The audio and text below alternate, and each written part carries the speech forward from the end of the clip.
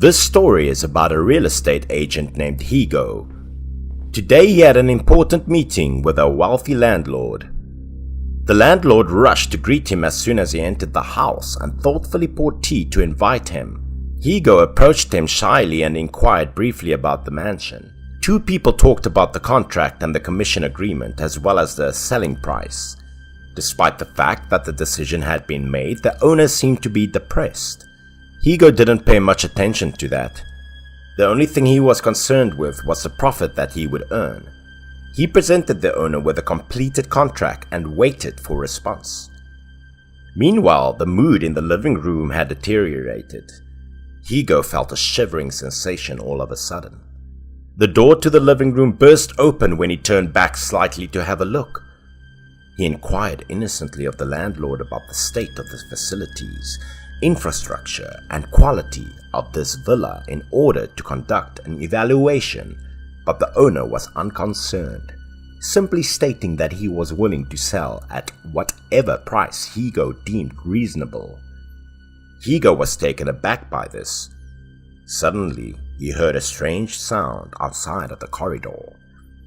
Before Higo could ask what was going on, the landlord handed him the contract and explained what needed to be revised before asking when he could resume signing. Higo received the contract, carefully memorized the customer's request, and then quickly left. The owner also sent him to the door. On the way to the door, he noticed cold air coming from this house as if something strange was going on. Apparently, he had a feeling that this landlord was concealing something from him. He moved his gaze to a small corner of the living room. Some old toys for children had been left in the corner. Higo found it difficult to comprehend, but then he set aside the story about this house and strolled out leisurely. A cold breeze blew lightly on his back as he approached the gate. Higo had the impression that someone was staring at him. He then turned his head to look again at that house. When he turned around, there was a tiny shadow standing at the upper window. The face appeared of a little boy with dark eyes and pale skin. Higo looked at him with surprise, sensing that something was wrong. The landlord told him that he didn't have a wife or child. How come there was a boy standing there? But he soon discovered that his concern was futile. So Higo walked straight to the gate to continue his work, where the boy silently watched him. It was strange that he had just left the villa not long ago. The landlord called him back with a very urgent attitude, demanding that he wanted to conclude the contract as soon as possible. Higo returned to the villa for his client. He stood in front of the house and gently rang the bell, but it took a long time for the old landlord to respond. He had been waiting outside for a long time. He banged on the door and shouted loudly because his instincts told him that something bad had happened, but it didn't work. He discovered that the door was not locked while knocking. He pushed in curiously, wondering where this old man could go. Why the landlord didn't lock the door if he went out. Back into the room, he heard painful groans of the landlord calling his name. The landlord appeared covered in blood in front of him. Something slashed across his back, and he was running to Higo in fear, looking for help. He landed on Higo's body. Higo picked up the old man reflexively, asking him what had just happened. The old man hummed. Extreme panic said that someone wanted to kill him. Higo had a chance to look behind the landlord when he fell on him, but it was a lot stranger than he thought. Behind him was an empty room with no one, no footprints, and no indication that anyone other than the owner was present. He panicked and rushed the old man to the hospital. Fortunately, the injury was minor, and he regained consciousness within a few minutes. His entire body was wrapped in white bandages, and tired eyes stared at him. When Higo asked him about the incident, his eyes revealed a little sadness and remorse. The old landlord called Higo to stand closer to him, and then sorrowfully told him the whole story, beginning with a bad decision he made a year ago. He was a failed businessman at that time. The company was on the verge of bankruptcy. All of the projects he invested in had failed completely that he ended up empty-handed. During a drink with a friend, he was tipped away to save the business, a very useful trick he picked up while traveling in Thailand. That was to invite Kumantong to worship in his home. The infant demon was a dread fetal body that was placed in a statue, then cast a spell to calm the soul so that it could stay in this world to save and bless the adoptee who was considered to be his biological parents. Because he was poor and stuck at the time, he listened to his friend and traveled to Thailand to request a statue of an infant demon to worship at home. At the beginning, everything came true. The devil provided him with whatever he desired. Money kept pouring into his pocket. His previous partners had rejected him before, now also back to collaboration. Sometime later he met a beautiful young woman. The two quickly married. Not long after that, the wife became pregnant. The doctor on the ultrasound said it was a healthy boy. During the pregnancy, the wife always had a feeling of something very insecure, especially when she passed the altar of the devil that he placed in the house. One time the wife was passing by the altar of the Kumantong. She slightly looked up at the altar. In a sudden, she saw the demon's face changed, staring at her. She told her husband about this, but he not only didn't care, he also considered it as a joke. Because she couldn't sleep, the wife went down to the stairs alone as if someone made her do it. Just a few steps, a great force behind her slammed into her back. Panicked, she turned her head to see what was standing behind her. She saw the infant demon standing on the stairs, looking at her, killing sight in his eyes. She fell down the stairs, slamming her body into the ground. She was unconscious and bleeding profusely. After that, she not only couldn't keep the pregnancy, but she also lost her ability to become pregnant again. The couple started to fight from there. He couldn't hold on to that broken marriage any longer, so he watched her leave the house with a suitcase. Since then, his career had also taken a downward turn. Losing his wife and family was devastating enough that he was unable to maintain his career. To cope with his grief, he turned to alcohol, until one day, when he returned home drunk, he looked at the Kumantong statue on the altar and became enraged. He blamed Kumantong for his life being ruined and stuck, so he raised his hand intending to smash the bottle of wine on the demon's head in order to destroy the statue, but a ray of turquoise light shot at him before he could do anything. He slammed the bottle of wine onto his head instead. Blood splattered and his head hurt like hell. He regained his composure, looking around giddily, not understanding anything. When he looked up at the altar, he noticed that the Kumantong had transformed and now was staring at him with a soft, ghostly smile. Until today, he decided to stay at home and called Higo in order to discuss about the selling of this house. While he was speaking, a sharp knife from the table rushed towards him. He was fortunate to avoid the knife's tip, but the knife cut him deeply on one of his cheeks. He unconsciously looked up at the roof and noticed the Kumantong floating in the air. That demon was staring at him. His eyes were white and wide open, and he had a hostile expression on his face. The demon then cast a spell that caused his furniture to fly up and then threw him like a storm, rendering him unable to dodge. Higo felt panicked after hearing the story and worried about the contract with his landlord. He said his goodbyes to the landlord and then left quietly. He kept thinking about the horror story he had just heard as he drove. He walked past a mansion that was once thought to be a big catch for him. He couldn't help but be concerned when he saw the billboard in front of the house. Higo paused for a moment before taking a step closer. The infant demon was still looking at him from above. right at the window, but his smile had become more ghostly than ever.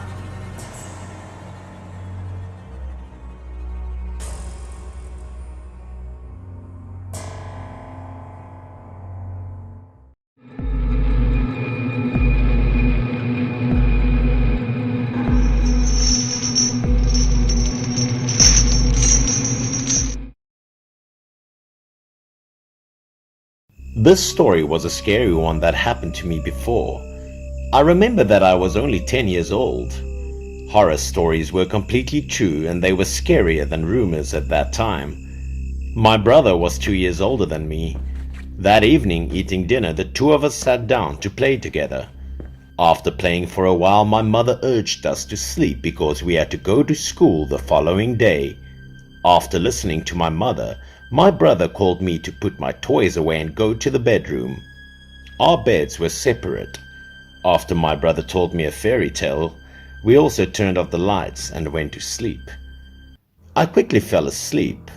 I just slept for a while when suddenly I felt like someone was calling me. I clearly felt my grandmother's familiar figure outside the window. She was calling my name. My eyes were still closed, at sleep, but I answered my grandmother involuntarily. My answer was also unconscious, and I simply answered her call. Strangely enough, I saw my grandmother standing there, staring at me. Everything was so hazy. I tried to open my eyes, but couldn't. I humbly tried to call my brother, but I couldn't.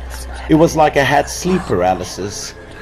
My brother told me to sleep because he thought I was disturbing him and wanted to ask him to continue telling the story. At that moment, I could still hear my grandmother calling me outside. After that, the call faded away, but I still answered her. I asked if she was my grandmother. However, I still couldn't wake up. Grandma was still outside. She stood there motionless for a long time, but somehow I could see and feel her so clearly. I tried my best to turn around, but my body was stiff, frozen, feeling heavy. My grandma's call got louder and louder. She kept calling me back to her place. The following morning, the sunlight shining through the window woke me up. Accompanied by my mother's call, we need to get up for breakfast and go to school. I sat up, rubbing my eyes, remembering that last night's dream was strange and yet so real. I didn't even know if it was a dream or reality. I turned to my brother and asked him if he heard our grandmother calling outside the window last night. My brother, however, replied that no one had called except for my groans. My brother also emphasized that if my grandmother called me, she would have woken me up, so why call me for that? Besides, it was a third-floor window outside. How could Grandma call out there? Then my brother left the room, leaving me with a strange suspicion. But it was truly a third-floor window. How could anyone be standing out there? This story was strange, so it could only be a dream to me. When I went downstairs for breakfast, I still had my doubts about last night's incident. I told my parents what had happened to me, but my mother assured me it was just a dream. My father, he again confirmed it was a dream because I missed my grandmother so much. My grandmother also returned home yesterday. I went to school and also accepted that it was just a dream. However, when I got home that afternoon, I learned the scary truth. As I went upstairs to my room, I saw my mom and dad doing something very confusing. My mother was holding my dad back so he could get him out the window to hang something. I saw a wooden sword suspended by a red string. Even though I was young, I still knew it was a kind of exorcism that I still saw in dramas. I was surprised to ask my parents what they were doing. Why hang that thing outside my window? My mother turned to tell me that the apartment complex was haunted and that someone had fallen to below. Maybe what I saw last night was real and not a dream. In the morning, the janitor, while cleaning, discovered a child laying motionless on the ground. He panicked and ran to find the boy still alive. This boy was from the 4th floor above my family's apartment. An ambulance quickly arrived. The boy was taken to the car in an unconscious state. Everyone was confused as to why a child would fall from the 4th floor of the apartment building. When the child's parents heard the news, they immediately quit their jobs and ran to the hospital. Fortunately, the child fell into a soft mound of soil and vegetation, so they were only soft injuries, not life-threatening at all. When he regained consciousness, the boy told his parents a scary story he had encountered. While he was sleeping in his room, he heard a familiar voice outside the window. He realized it was his grandmother's voice. Unconsciously, he sat up. Because he recognized the voice of his loved grandmother, he had no doubts that it was her. The boy dimly went to open the window and asked in surprise why his grandma was calling him at that hour. Suddenly, a scary, pale, white-eyed face appeared. At this point, the boy realized that she was not his grandmother, but some terrifying figure. The older woman grabbed his hand and pulled him to below. Everything happened so fast that it took him by surprise. By the time he woke up and realized that this was a 4th floor window and his grandmother had long since passed away, it was too late. He fell straight down. When my mother told me this, I got goosebumps. If so, did I meet a ghost last night? And did she disguise herself as my grandmother to lure me out the window? I have heard a lot about the legend of the apartment lady, but this time I did not expect to encounter anything like that. It was said that she could fake the voices and even the shapes of children's relatives and lure them to jump out of windows. Therefore, my father had to hang a wooden sword in front of the door to ensure our safety and prevent that woman from appearing again.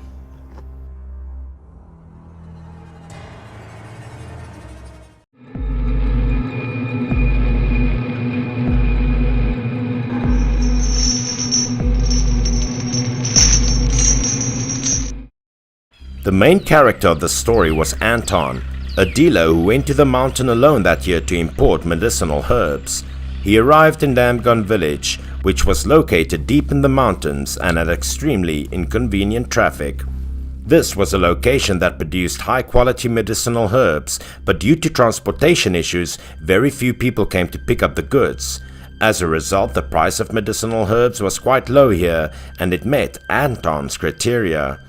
The people here were very welcoming, and when Anton arrived from elsewhere to buy medicinal herbs, the village chief immediately exhorted the people in the village to arrange for him to stay. It only took them a few minutes to find an empty house in the village for Anton to rest. Not only that, the villager chief also requested that his wife prepared a lavish dinner for him.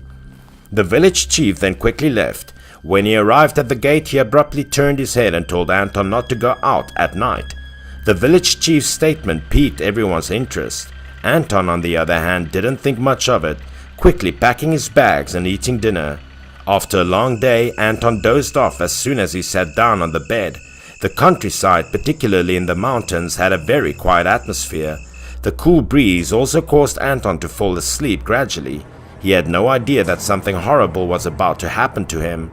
At exactly midnight, a woman's pitiful cry could be heard from outside, and that sound jolted Anton awake. Despite the low volume, the cry created a sense of anxiety and insecurity in the listener.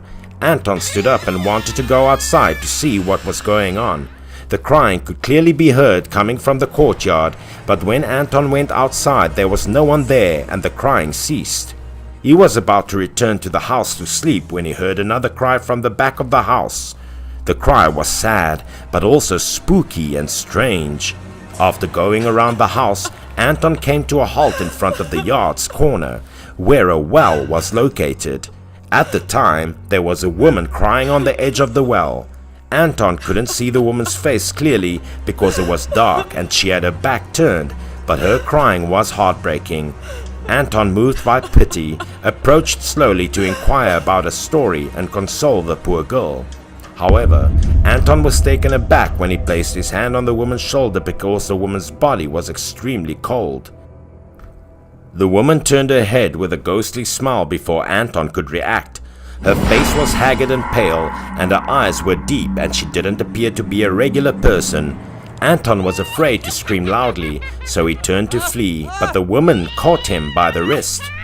Due to the ghost's control, Anton was so terrified that his face turned pale and he felt a sharp pain in his wrist, the ghost's hand hooking into his skin. Anton jumped up, realizing it was all a dream. As a result of the intense pain, his face was still filled with fear at this point. Anton tried to remain calm and reassure himself that this nightmare could have been caused by being overtired. At the same time, Anton felt a sharp pain in his wrist, looked up, and saw 5 black fingerprints. In the dream, he was also grabbed by the witch's arm. However, when Anton looked around, he was astounded to see that the door was open and that some footprints stretched from the bed to the floor. Convinced that there was a thief in the house, Anton quickly glanced at the money bag next to him, which remained in the same position without moving. So who left a trace? Despite his fear, Anton was still curious about this to find out what had happened. He followed the trail of black footprints. As he walked behind the house, a gloomy atmosphere began to emerge. Anton's heart began to have a bad premonition as well. There was a well in front of Anton now, just like in a dream, except there was no ghost sitting on the well's wall and no ghostly cry. Anton had a feeling what he had just witnessed was more than a nightmare. Everything had to be related to the well in front of him. So Anton summoned his courage to walk towards the well, then placed his hand on the well wall and crawled inside to investigate. Anton saw nothing but dense water at the bottom of the well. The water surface, on the other hand, was constantly rippled as if something was about to happen. Just as Anton was about to return inside, a figure in the water appeared out of nowhere. If you looked closely, you could see that it was a woman's silhouette. When he saw the terrible scene in front of him, Anton's face darkened instantly. He screamed in fear and then backed away slowly due to inertia. When he stayed back, he ran into someone, quickly turned around, and Anton recognized the person was the village chief. The village chief's appearance at this moment was like Anton's savior. Anton hurriedly informed the village chief of his dream of a ghost and followed her in their footsteps to the strange well. Anton was then reassured by the village chief and led into the house. The chief began to tell him a story after he had calmed down. 7 years ago, a merchant who purchased medicinal herbs came to the village and was warmly welcomed. He was able to purchase medicinal herbs from the villagers at a reasonable price. However, after he left, everyone discovered that the money they had received was all counterfeit. Pam was one of the people who sold him medicinal herbs.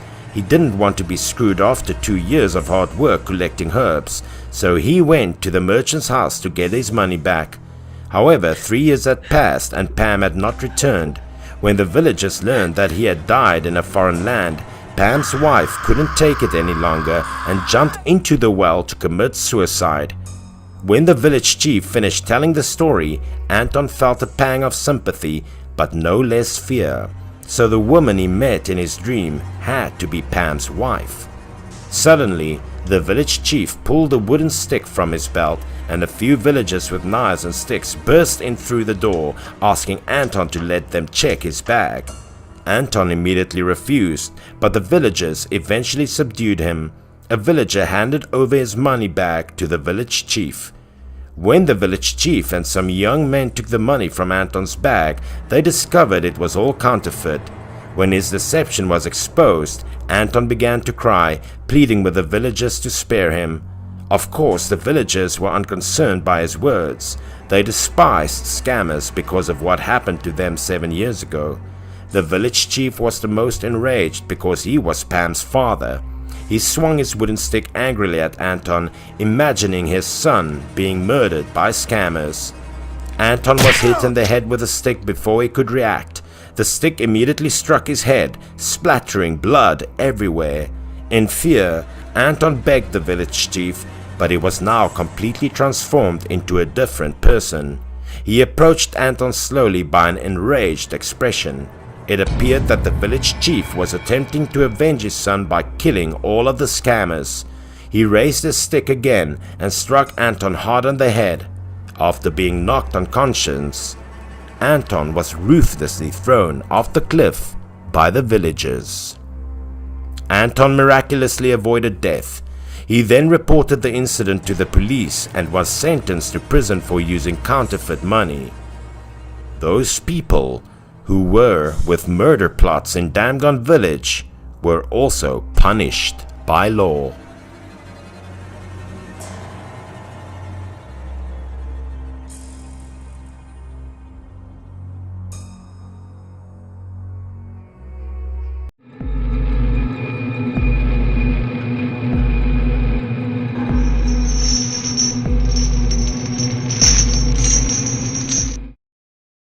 It took place in 1983 in a small village north of Jiangzhou, China.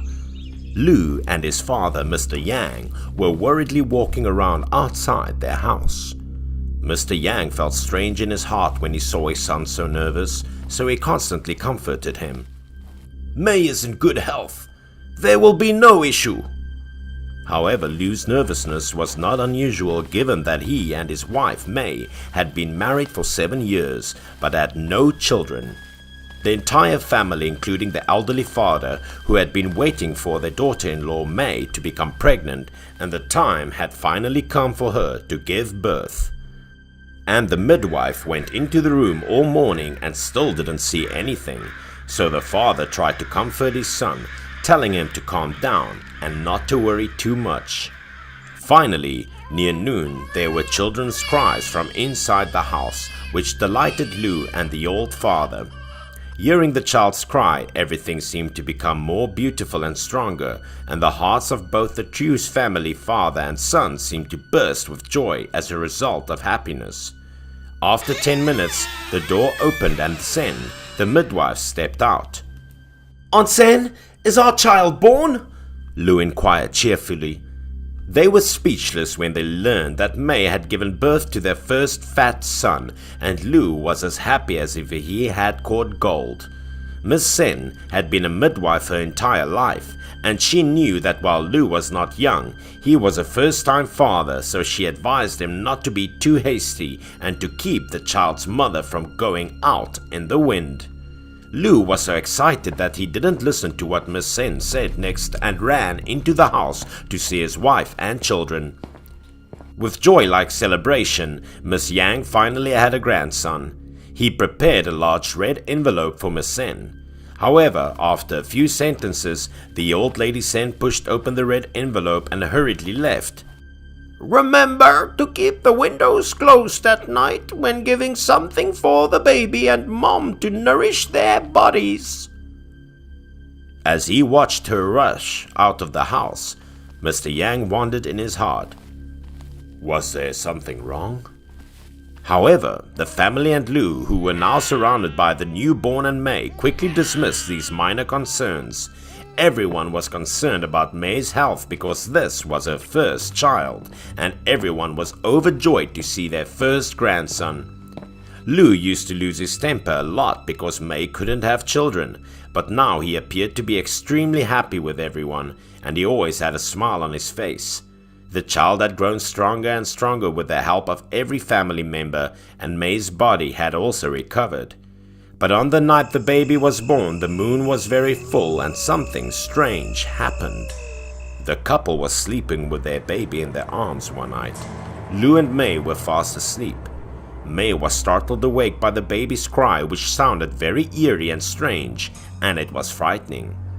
Mei initially assumed it was her son who had awoken in the middle of the night crying.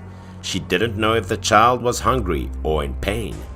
But when she opened her eyes, her son was soundly sleeping next to her.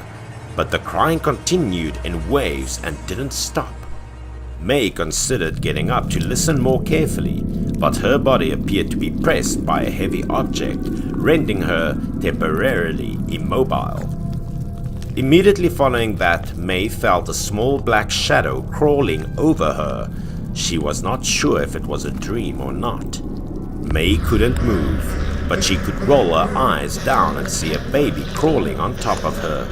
The child appeared to have been born recently, but the entire body was grey, with a few blue veins on the head, and it appeared very frightening.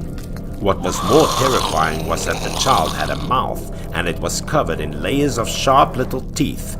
He was a child from hell.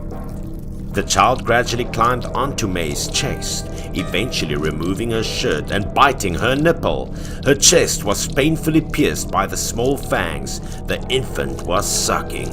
May had now no idea how long the baby had been sucking milk violently like a demon, and she had gradually lost consciousness. May didn't wake up until the next morning. Everything that happened last night was dreadful. May still had a lingering fear from last night's horrifying scene. She thought it was a nightmare, but the dream was too real. Lou awoke some time ago, desperately clutching the child on the ground. What happened? It was strange because their son had been so healthy since birth. He had never cried before, and no one knew what made him cry so hard. Fearing that Lou was clumsy and didn't know how to care for the baby, May got out of bed and continued to care for her son. But the child kept crying, and he kept crying louder and louder, making May impatient and heartbroken for the little child. The child's grandmother was wise and knew that the baby would not cry for no reason, so she advised the couple to closely monitor the baby. However, when the tiny duvet was opened, even elderly people such as the baby's grandmother were taken aback. It was red and swollen on their son's fragile neck, with small holes in the same place. They appeared to have been bitten by small teeth. When May saw this wound, she immediately remembered a nightmare from the night before. She told her mother and Lou about her ordeal last night. After she finished speaking, she felt a slight pain in her chest. When she opened her shirt, she discovered a row of tiny teeth marks. Hadn't she had a dream last night? Didn't the child's grandmother immediately recognize the newborn ghost, as the old people in the countryside used to say? She stated that in rural areas, if a newborn dies, it cannot be buried or burned. Instead, most of them are found in the open field and discarded. It was claimed that these children had suffered too many injustices and that they must be exposed to the sun in an open area to be exonerated. However, some dead babies were born in clouds, moons, and stars, and because these places were rich in yin, they became a kind of newborn ghost, carrying heavy resentment. This type of newborn ghost harbored a deep resentment. They relied solely on nature to find milk everywhere, infecting young mothers who had recently given birth nearby. According to May, she was targeted by an infant ghost. At the time, she had just given birth. When she noticed that the couple was both scared, she quickly said something else so that they wouldn't be too concerned. They followed the child's grandmother to the deserted grasslands west of the village, where children's bodies were frequently dumped. Surely a dead child was thrown nearby, she said, and that child had turned into a ghost infant, and we could tell them apart. Lou and his father spent the night in the grasslands, where they discovered a dead child lying alone on the moor. The features on the dead child's face were hideous and frightening, and his mouth was still stained with blood. The Yang family's father and son couldn't bear what it had done to their children and grandchildren, so they went out and found a lot of wood and placed it on the ghost child. Following that, a fire burned that horrifying ghost child, who appeared to be very frightening. The newborn ghost never appeared again. Lou's son stopped crying, but the baby's body was always a little weak and sick, which the grandmother attributed to the nun's mother's collision. Later, with the help of the midwife Sen, they learned how to better care for the child, and that dreadful story was never told again. Miss Sen also stated that she recently gave birth to a child for a family in a neighboring village, but the child died shortly after birth. Miss Sen recognized this as a bad omen. But no one believed this and did not expect the dead child to actually become a newborn ghost.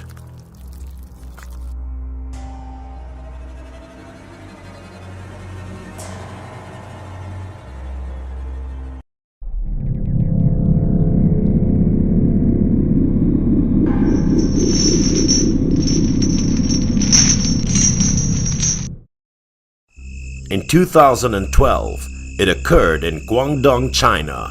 I was in my second year at that time. I didn't want to work part-time during my summer vacation, so I returned to my hometown. It was past 8 o'clock in the evening when I returned to the village. In our small southern villages, the streets were usually less crowded than during the day, but that day there was no one. I was walking down the alley when I noticed a strange phenomenon. For a few days now, I'd noticed a circle of scattered paper dust in front of every house's door. These doors were closed, and this paper charm was probably to ward off the evil spirits. That was when I realized why there was no one on the street tonight. Someone had died in the village. Even though I didn't believe in superstitious things, I definitely still felt the hair on the back of my neck. So I didn't dare to stay in the street and dashed home shouting, "Dad! Mom! I'm back!" I exclaimed loudly. I went to school in Shanghai at the time, which was not far from home, but there was only one break per semester. So when they heard my voice, my parents greeted me cheerfully, and I noticed that my mother's face was very happy, while my father seemed a little concerned. My father approached me and pushed me into the house, refusing to let me speak. When I saw my father's worried expression, I felt strange.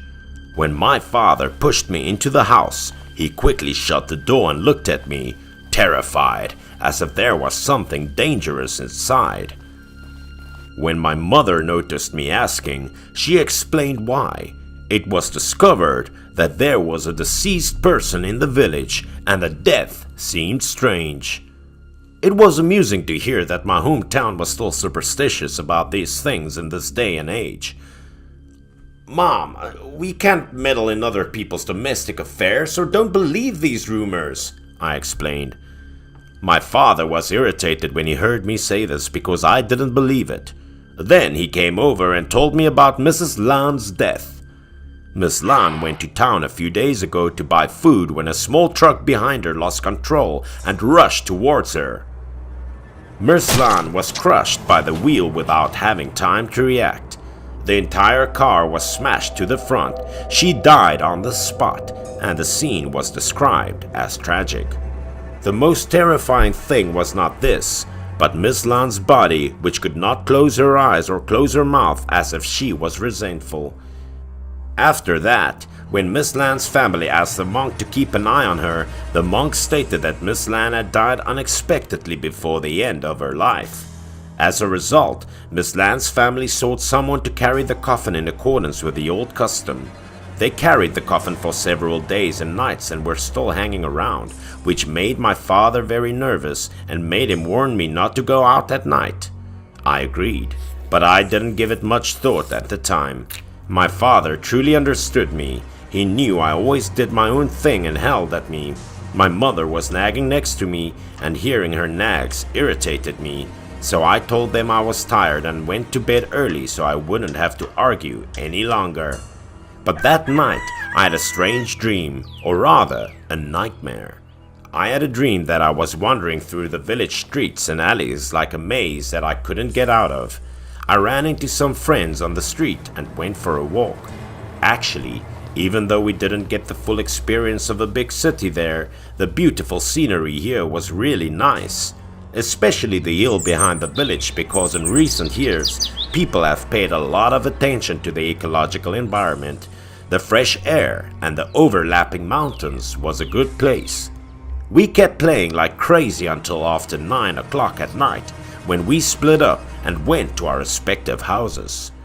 When I got home and saw that no one else was there, I remembered that my father had told me about Miss Lan's family carrying the coffin, but I didn't believe it and I was not afraid. However, As I entered the alley on the west side of the village, I was startled to hear a strange sound from behind. When I turned around, I saw 4 strange-dressed men approaching me, carrying a large coffin. They were all dressed in grey cloth with red ribbons. Only then did I realize I had encountered the coffin-carrying individuals sought by the Tran family. These people would greet everyone they met, but it was said that if the person responded, the pain of the deceased would be transferred to that person. They had most likely been carrying for a few nights and haven't been able to talk to anyone. They took charge as soon as they saw me.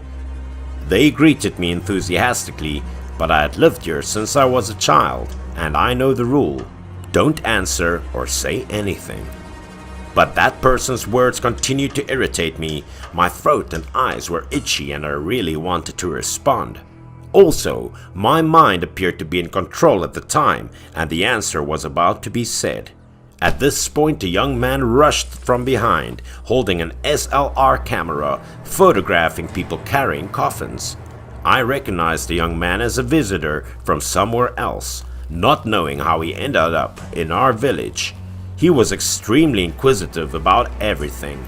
The man was unaware of the carrying coffin rule, so he approached the people carrying the coffin. The coffin carriers rejoiced when they saw this person take the initiative to speak. I believed the young man was my age, and I was concerned that he would do something bad. But before I could say anything, I noticed 4 people carrying coffins turned their heads to look at me sullenly, as if they were afraid I would ruin the plan. Those people's stares gave me chills. I was terrified. I knew people who accepted this type of carrying coffin were bad people. I was shocked, so I kept my mouth shut. To avoid trouble, I could only turn my head and walk towards the house. The young man continued to inquire. Those who carry the coffin appeared to deliberately turn the coffin's head towards the young man while answering. That night I ran home, but my father scolded me so harshly that I didn't dare to tell him about what had happened that night, so I went to bed. When I woke up on Monday morning, my mind was dizzy and a little sore. I was not sure if it had anything to do with what happened the night before. I staggered out of my room to find my parents eating breakfast and discussing a car accident. I moved forward immediately and listened to my father's words. But after hearing it, I got a chill down my spine and the hairs on the back of my neck stood up. The dead man turned out to be the young man who came to our village last night with an SLR camera. He stayed in a small hotel in our village last night, but he only checked out and walked out in the morning. A large garbage truck passed him and then lost control. The garbage truck sped up and slammed into the young man. He died on the spot, under the wheel, without having the time to react. I felt a pang of fear and guilt as soon as I heard the news. If I had stopped him last night, he wouldn't have died. But if he hadn't died, I would have replaced him. What about me? There were no solutions to these problems, but there was a legend here, and those who answered the coffin driver will have a few years of bad luck, and in the worst case, death.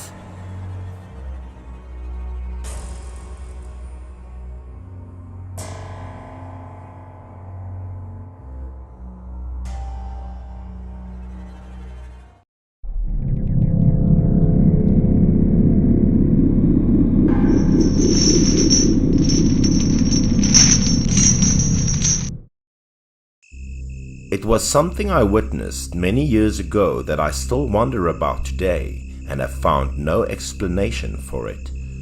When I was little, my parents would take me to a restaurant near my house and eat many dishes that I liked every weekend night. Then the whole family would walk home together. That day, we also went out to eat as usual. On the way back from the restaurant, I suddenly needed to urinate. At this moment, I caught a glimpse of my parents looking at each other. It seemed they didn't want me to have a pee here. At that time, I thought that my parents worried about me when I was alone because it was relatively dark and the village roads were solitary. But because I couldn't take it anymore, they agreed. After that, my father warned me not to go too far from them and hurry back as soon as I finished. Hearing that, I was also a little annoyed because I often ran in the morning on this road. It was not strange. Why were my parents so worried? But that thought also quickly disappeared, and I went to find a place to deal with my need. After that, I turned into a small alley to pee, and my parents stood outside on the main road waiting for me. At that time, I was young, so I didn't know anything to be afraid of. I just wanted to deal with my need quickly and return home, so I picked a wall and started peeing. I felt so comfortable. I quickly pulled up my pants and adjusted my clothes to prepare to return to my parents.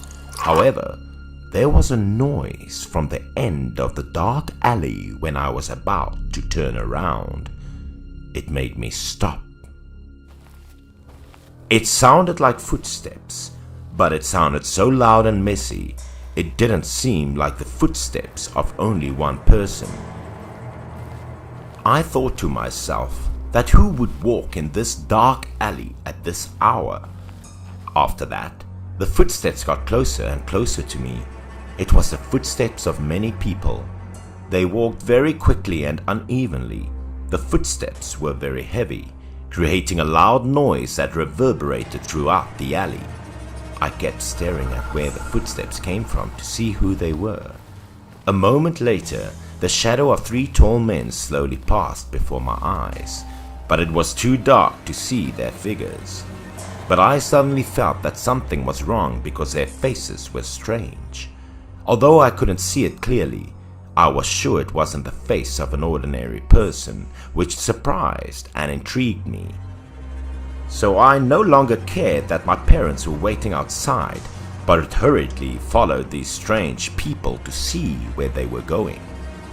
At that time, I didn't know if it was because I was young, so I was running slowly, or because they were going fast, but for a moment I couldn't see them anymore. I didn't know why, but I still tried to run to the end of the alley and hide behind the wall. I finally saw those 3 strangers. They were doing something very shady and stealthy. I was curious, so I silently watched. But what made me more curious was that the faces of the 3 of them were wearing red masks, which looked very strange. They looked like demons, with large white eyes and 2 pointed fangs sticking out from the outside.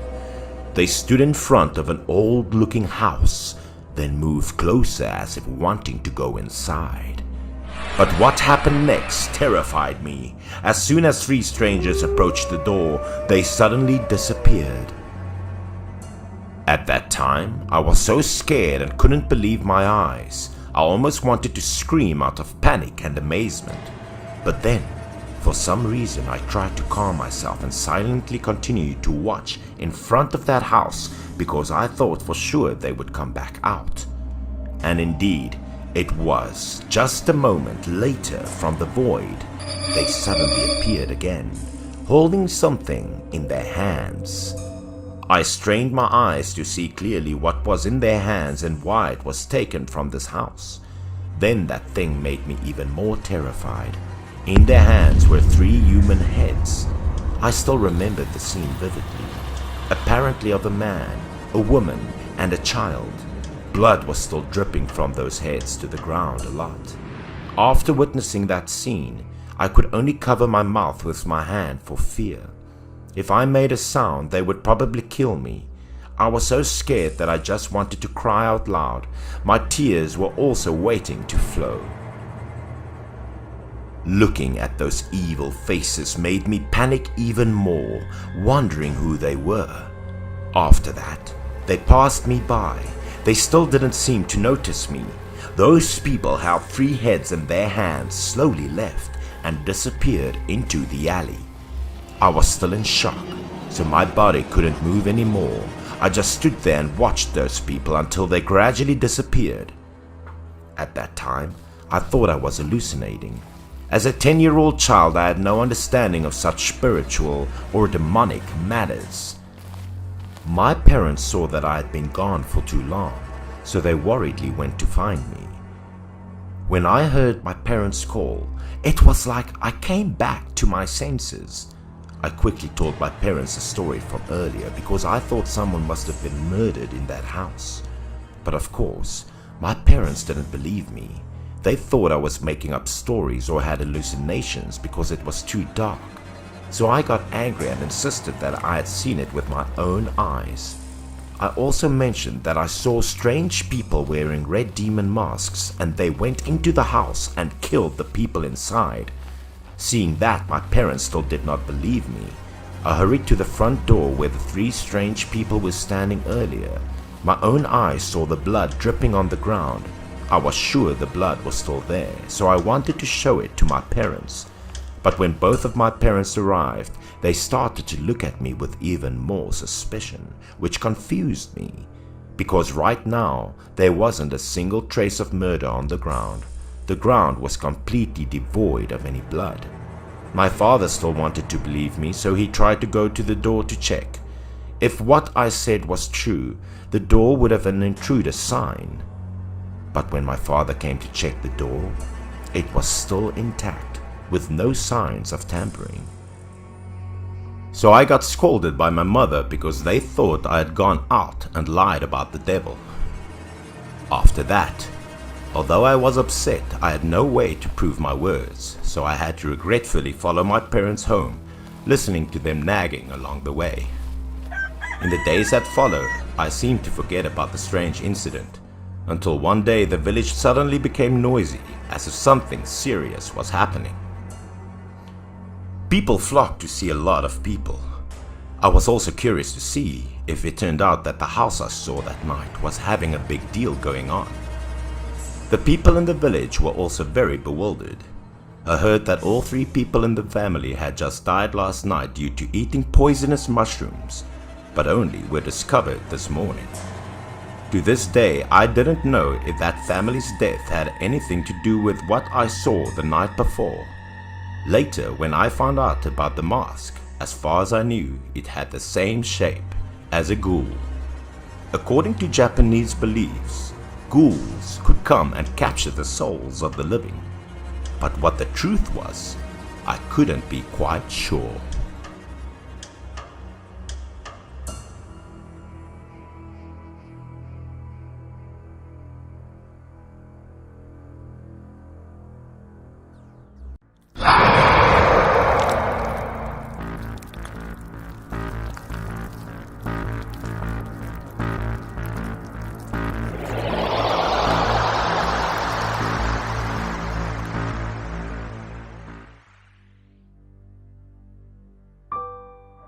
This is a story told by a best friend of mine, Sun, who used to work in the quarry.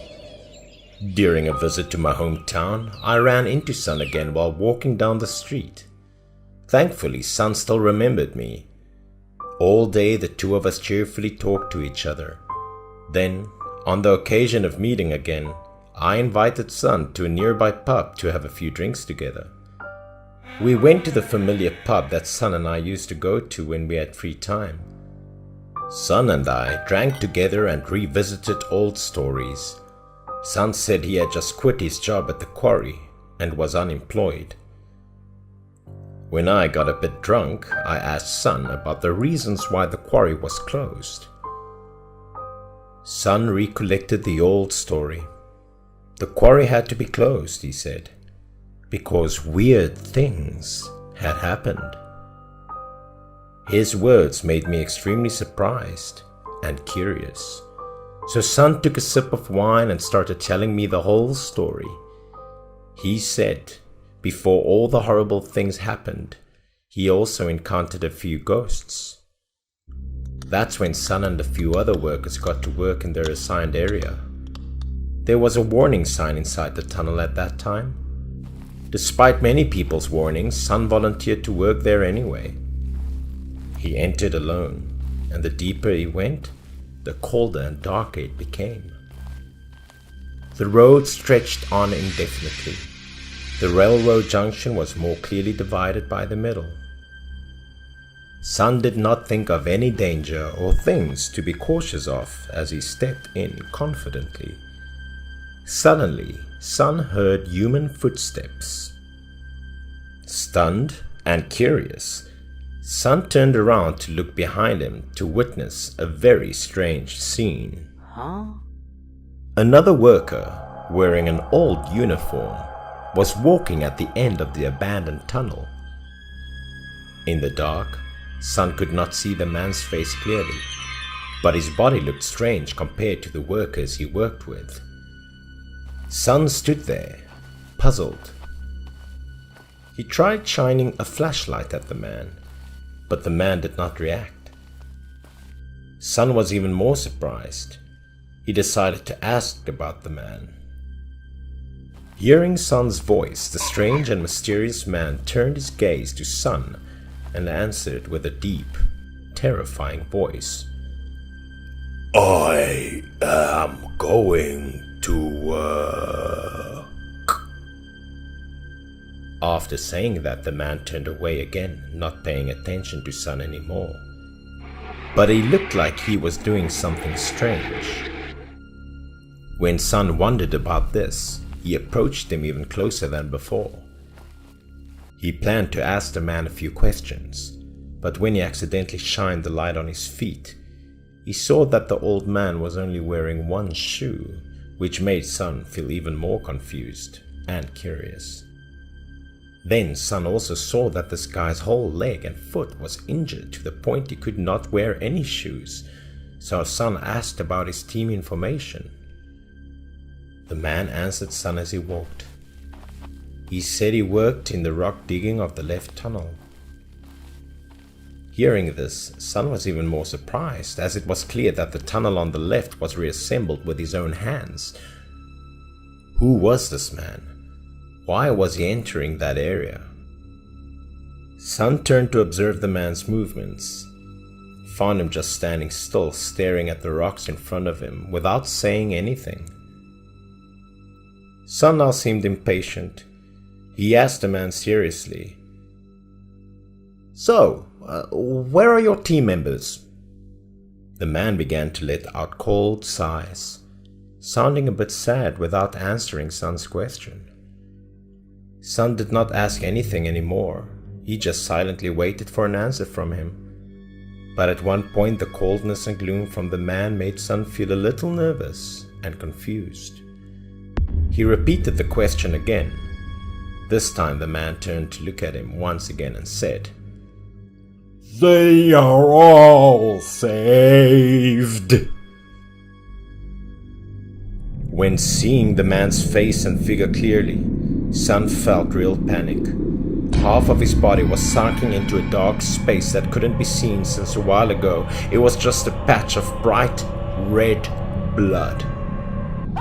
Sun collapsed on the ground, gulping with his mouth wide open, and could not say a word when he saw half of the crushed body in front of him. Sun realized at this time this man was already dead, which paralyzed him with fear. He was too scared to turn around and look at the old man again while crawling away. Coming out of the cave, Sun panicked and screamed while running to his colleagues. As he ran, he looked back at the man in the quarry. He was still standing there looking at him with his whole body completely covered in darkness. Running for a while, he accidentally ran into a man coming towards him. Sun was frightened. The sweaty man looked up, quickly realizing that it was the mining team's leader, one of his superiors. Meeting his colleague, Sun immediately panicked and explained, pointing towards where he met the ghost man, and said that someone had injured his face. The boss finished listening to Sun and curiously decided to go in and check it out. But when other people arrived, everything changed. Sun too expressed his surprise at the reality of the matter. There was no one in the rock pit at that time, just an empty space. Sun's leader immediately turned to him and asked, "Is it true that you met an injured man here?" Sun nodded in fear. His face turned pale, then fainted, because he was overcome by fear. His colleagues saw that and immediately took him away to be cared for. They took Sun to the infirmary to rest. It seemed to the others like Sun was so tired he might have been hallucinating. Then Sun immediately got a high fever. It was not until noon that he regained his consciousness. In the afternoon, when everyone in the quarry was over, they immediately came to the medical office to visit him, including the manager who had the longest working experience there. This manager asked him about everything. Sun did not hide it and told him everything. The manager listened and sighed, telling Sun that the man he saw actually worked and died at the quarry. After that, the manager immediately told him about the incident that day. At the time, he was just an ordinary worker like Sun. While working, a loud noise rang out. The people in the quarry at the time was all in panic as they hurriedly pulled each other in closer to consider the situation. Inside it was a mess. Huge rocks fell from above, blocking their entrance. Sun's manager that year was the one who mobilized a team of workers to use their hands to bring each stone out to find their brothers trapped inside. The workers working on the road had fractured bones and were severely injured and taken to the emergency room immediately after. But while cleaning up the pile of soil and rock, the rescue team accidentally discovered an ill-fated worker. That was the man that Sun had met. His body was crushed in half by tumbling stones as he died. As they took out the photo, the workers looked at him and everyone felt pity and pain for him and his crushed body, blotched with his blood. What was most striking was one side of his body was without shoes. Since the accident, many people have seen a man with one leg without shoes appearing around the quarry area. After telling the story to Sun, the manager advised Sun to pay respect to the man. Sun listened to the manager's words. That afternoon, he went up the hill near the quarry, took paper money and burned it for the soul of the unfortunate worker. Out of pity for his situation, Sun did not forget to burn an old shoe completely too. Looking at the burning shoes in the fire, Sun felt sad. After hearing the story, I told Sun that he had nothing to do with the reason the quarry got closed. It was because of the ghost. However, Sun told me that it was a long time ago. Now that he remembered, he was actually still afraid. He needed to drink more to forget his fears before he can easily continue. So, unable to suppress my curiosity, I kept pouring wine for Sun. We were drinking together for a while until late afternoon. The more influenced by the drink Sun became, the more he had the courage to recall other stories to tell me. We drank until our faces were red. I asked Sun if he had the courage to continue telling me now. His face changed slightly, saying that somehow the more he drank, the more scared he actually became. After hearing that, I even teased Sun. Haha, you better admit you have the energy to attract demons, right? But Sun did not look happy. He saw this as a great inconvenience to encounter such dread, misery and sadness from the afterlife. That year, when he just joined the quarry, he did not know anything about the strange happenings around it. On the first day, he was assigned by his superiors to go inside the tunnel to dig soil. Sun was very friendly with everyone. Because he was the first newcomer, he happily accepted the invitation without thinking too much. Sun, alone, brought lights and digging tools into the tunnel. Inside, the air was quite stuffy. As he entered, Sun looked around to search for his place and gear. Under the dim lights of the dark path, Sun could feel the coldness radiating from the place. Sun took a deep breath to regain his composure and continued straight inside. Near the end of the tunnel, he discovered a strange fog from out of nowhere covering his path. In that fog, Sun saw strange lights floating in the sky. Sun was surprised when he did not understand what the lights were. But he did not think too much of it, while slowly walking in step by step. But as he went deeper, Sun felt something behind him. Sometimes he had to turn his head to take a look. When he faced back to front, he suddenly saw a strange black shadow standing in front of him, which felt like it was there since before the moment he was shocked by it. As a premonition, there was danger lurking, and Sun quickly shouted, "Hey brother, that area is dangerous," as if trying to prevent the man from entering the dark danger zone. But the person was still walking into the eerie dark. However, none of Sun's words were effective. When Sun noticed this, he immediately pursued the man. But after a short distance, he abruptly came to a halt.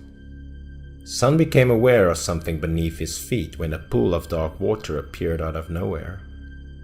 So Sun fidgeted, like he pickled his feet to see it, but felt this mucus had a very high adhesion, and he seemed to be being pulled downwards by it. He was afraid to ask for help, but only his voice echoed back. There was no one inside the quarry. He was scared and did not know what to do. Suddenly the dark liquid seemed to be creeping up to his ankles. He looked down at his feet fearfully, feeling like he was tricked into being stuck there in the sticky water. While he was struggling with low guard, a slimy shadow appeared from behind him and gave him a ghostly smile. He heard the sound behind his back, quickly turning his head around to look. Sun screamed when he witnessed the monstrosity. The slimy black shadow rushed like lightning to grab Sun. Sun feared. He tried to find a way to get out of this entity's control, but at this moment he discovered that at his feet many hands were rising out from the darkness. Sun was absolutely terrified with fear, screaming as loudly as he could in the abandoned tunnel. Arms covered with black mucus stinking up from under the swamp immediately raised up as if they wanted to grab Sun. They crawled while rubbing the filthy stuff all over his body, making him terrified. Sun looked straight ahead. There were more monstrosities appearing from the quagmire, rushing towards him. They revealed their horrifying forms. Each layer of mucus on their bodies slowly dripped away, revealing a dry skeleton that appeared horrifying. The quagmire at Sun's feet was getting deeper. The monstrosities dragged Sun down below one by one. Sun no longer had the strength to control himself. The stench of the liquid was overpowering as it poured into his mouth. Sun explained that his entire body froze. Sun's tears began to flow as a result of his fear as the quagmire reached his ears. He was dragged completely under the quagmire in a matter of seconds, which was more terrifying than the countless entities pulling him down from below. A black space enveloped Sun, and everything around him responded. Sun completely lost consciousness. He seemed to subconsciously sink deeper below as he heard someone calling his name before passing out. The next thing Sun remembered was vomiting as the dark liquid came out of his exhausted body. Anxious co-workers who dragged him out was asking what was wrong with him. Luckily, Sun woke up after he vomited. Then he leaned his back on the nearby rock, gasping for breath, speechless about what he experienced. Waiting for him to completely calm down, he turned to ask his colleagues if they saw anyone inside the tunnel. However, they said that they could not see anyone but him. They recounted the episode as the whole team split up to try and find him. Then they came to the end of the tunnel. They discovered something terrible. They discovered Sun's face down in a dark pool of water on the ground. Then they dashed over to Sun and dragged him out of the sticky puddle. Fortunately, they all arrived in time before Sun had suffocated. Perhaps poisonous gas inside the area caused Sun to faint and fall into the puddle by accident. Sun was then taken to the medical room to rest. But all the time he couldn't say a word. He could only lie on the bed and throw up mucus. The manager, who was also eventually present in the infirmary, came to ask him about his health. Seeing Sun's condition at the time, he also realized a strange thing had happened. He told Sun that the place where he was in distress was a dangerous place. There were a lot of toxic gases in the area which suffocated a series of workers. Too many people died unjustly, but he could not stop the quarry because the investors sent the Feng Shui teacher to back the area. After that, the manager advised Sun not to come to the quarry to work in the near future, but instead go home to rest and wait until he has psychologically recovered. But then, Sun's story passed to the big boss, a rich man with a lot of money. Early in the morning, the boss called Sun to his private meeting room. He did not ask about Sun's condition, nor cared about the incident or what he experienced. Instead, he just told Sun that he has worked hard and that he was not allowed to take leave, but he must keep this a secret. He gave him a large sum of money with the request that he kept it a secret. Naturally, Sun agreed to deal with him. But that, along with the story of where he met the soul of the man who died in the quarry, made him lose faith in the fat boss and his intentions. Sun stated that he agreed to his terms because he needed the money. As I heard it, I asked Sun, "Are you not afraid of being followed by these ghosts?" Sun shook his head. He confidently took out one of his protective pendants as he mentioned that this would help him ward off evil spirits. When I looked at the charm, it was also very interesting. But Sun didn't mind because now the quarry was abandoned. We sat and drank a few more drinks when Sun eventually told me that the owner died a shady death. I was curious listening to Sun tell the rest of the story. It was a time of wet weather, so it caused mines to easily collapse. That day, Sun was called by the manager to go down to the basement level. They needed to clear an important path. The tunnel was somehow blocked by a very thick rocky layer. The workers here struggled to carry heavy iron drills on their shoulders, stabbing at rocky walls with just their bare hands. After long periods of hard work, the stone wall would finally break into a large round hole. The manager, who was also the leader and responsible for the day, rushed over to check on the situation. He approached, stood close inside the hole, put his eyes on it. The space inside was dark and gloomy, and a strong stench appeared. When he looked closely, he realized in panic that underneath it was really a deep lake, not a tunnel as people said. He and his subordinates stood above the hole, the depth of which made him dizzy. But something strange happened to the manager in that dark space. He tried to shine the light down deep enough to see what was inside the hole, but he couldn't see inside because he was too high. He called in Sun and others to help. The weak light of the flashlight on the hat was not bright enough for him and everyone to know what was inside that hole. He felt a little bit tense, so he thought about how to make this deep hole brighter to make work easier. Then, with his years of experience, he finally came up with a good idea. So he told his subordinates to take off their helmets and tie them together so that the light could be brighter together. Then he held the rope firmly in his hands, slowly dropping the hats down the tunnel one by one. The helmets were slowly lowered. It seemed that below was quite deep.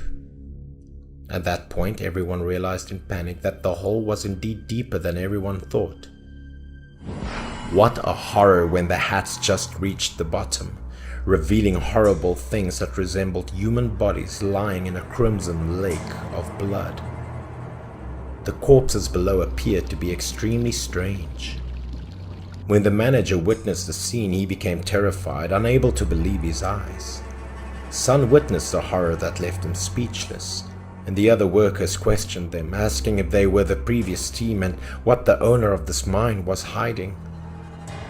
The manager was trembling and nervous, and his guesses were the same as the other workers. Then he decided to pick up the bodies below to find out what was going on.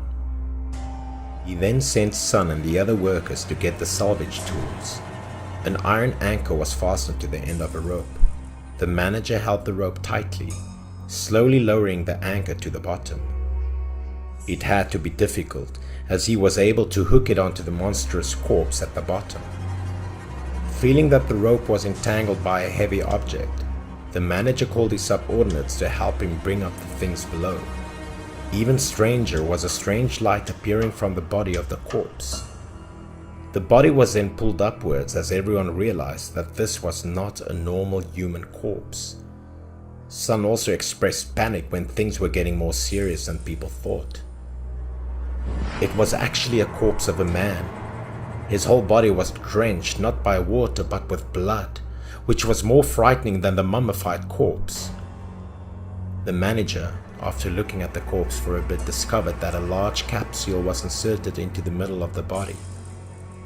When the manager saw it, he curiously picked it up to inspect it. He and his subordinates quickly realized that it was a gemstone.